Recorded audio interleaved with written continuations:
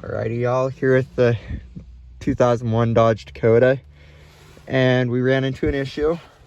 So the fan only works on high, no other fan speeds work, and I can almost guarantee you that's the blower motor resistor down there. We'll go and check that out and make sure.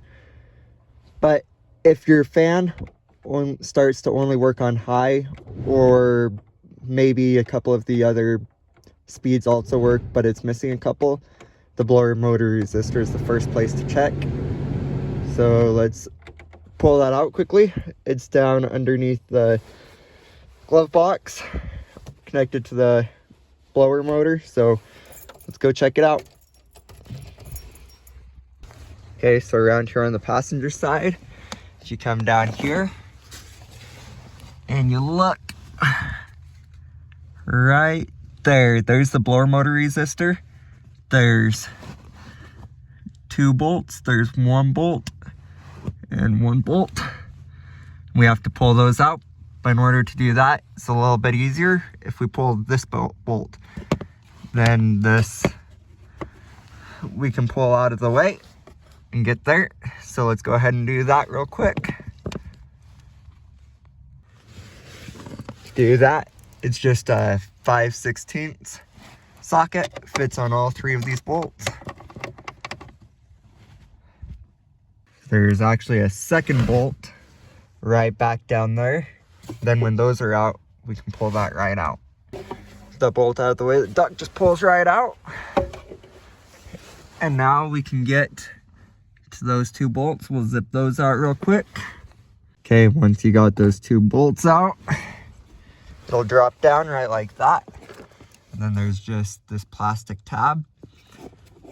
You push the red deal that way, and then just squeeze that tab and pull out, and that'll come right out. And visually, I don't see anything. Sometimes you can see a burnt part, but let's undo this clip and see what else we can see. Okay, so that red tab, just have to push down and it slides right out. And then it's hard to do this one-handed. Maybe I can set you guys up right here. And then we can push in there and get that right out of there.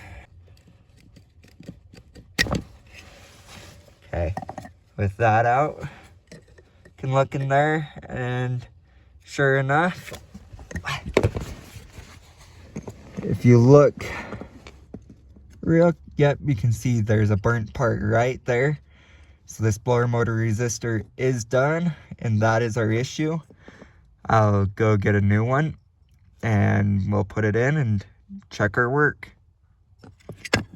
After a cold snowy drive to AutoZone, we got the new one. And if you can see, there's no burnt parts.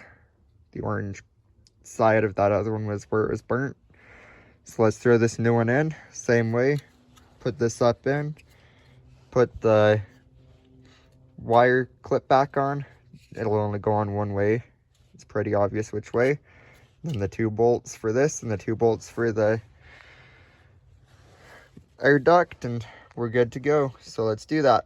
After you get that all put back in, sometimes this vent stuff can be a little difficult, but you just have to get it up and over that. And once it's all lined up, it'll just push up in there, and then you can get that back up. And so it's just those 4 5/16 bolts and the plug. And now let's test it.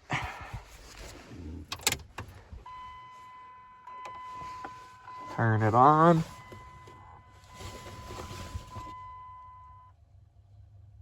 And it is blowing. Let's test the other levels.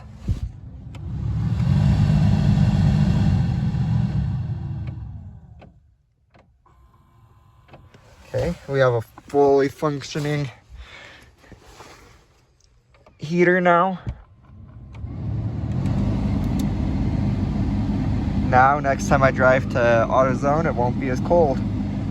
Thanks for watching, y'all, and see you next time. Quick note here while I'm warming up for a second. The blower motor resistors in these Dakotas, Durangos, and some of the 1500s that Dodge has, they like to burn out and go bad all the time.